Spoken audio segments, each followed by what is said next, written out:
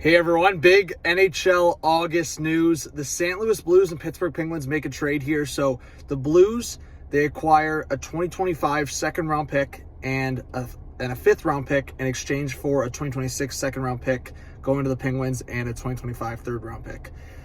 So very interesting here, but I think the Blues, leading into, I would say, a new era for them, or at least turning the page, retooling, they wanted to get creative. They wanted to get crafty. And then the Blues offer sheet both Philip Broberg and Dylan Holloway from the Edmonton Oilers. So I'm going to read the thing here. But, I mean, this is crazy, guys. Like, I saw the trade with the draft picks, and I was like, there's got to be something more here. Like, this seems like just a random trade to get the Blues an additional 2025 second-round pick.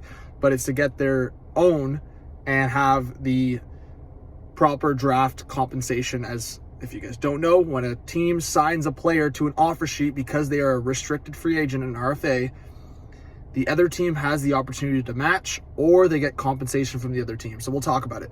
So the Blues have tendered offer sheets to Edmonton Oilers defenseman Philip Broberg and forward Dylan Holloway. The Oilers have 7 days to exercise their right of first refusal on each of the players per section 10.3 of the NHL collective bargaining agreement.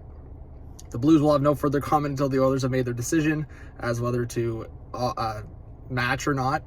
Broberg, 23, has played 81 games for the Oilers over the last 3 seasons, registering 2 goals and 11 assists. He was drafted first round, 8th overall in the 2019 draft. So this contract, guy, is crazy. I don't know how Edmonton's going to match this.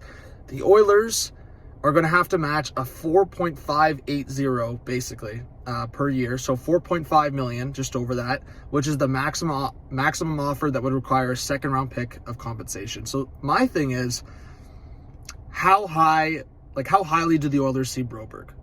Because at the end of the day, with their cap restrictions, yes, Evander Kane might start the year on LTIR, which could give them big cap relief to match both of these. But then after that, you have an issue. So I see it both sides. I see it on, okay, 2-year contract to keep Broberg. Maybe it makes sense to keep him and then see how he plays over the next 2 seasons. But at the same time, if you're Edmonton, you have to figure out a deal to dump like Cody Ceci or Evander Kane or something to make you feel comfortable with this. Second round pick for Broberg. I mean, he was an 8th overall pick, so that's a tough pill to swallow. But I'm mixed right now. I actually don't think Edmonton's going to match the Broberg one. I'm confident they're going to match the Holloway one. Dylan Holloway, 22, has participated in 89 games for the Oilers since entering the league. He was a 14th overall pick in the 2020 draft, so 1 year behind Broberg. He tallied 9 goals and 9 assists during those 2 seasons. Calgary, Alberta native, University of Wisconsin product, has also played 26 career playoff games. So he was just big-time part of the Oilers run. Broberg obviously joined kind of later on and had some part in it, but Holloway, I would say, scored some big goals and some nasty goals, frankly. The offer to Dylan Holloway is for a 2-year contract at $2.290 per year, so just over $2.2 million. The maximum offer that would require a 3rd-round draft pick as compensation. So I don't think there's any chance the Oilers are accepting a 3rd-round pick for Holloway. At that cap hit, I don't think it's unattainable. Like, my prediction for Holloway was like a 2-year deal at about $1.5 million. $700K more per year, they're going to keep Holloway. I'm pretty confident about that. The Broberg one is tough, guys. You're talking about a defenseman that hasn't played 100 games yet. He's probably lining up as like a 3rd pair guy going into the season.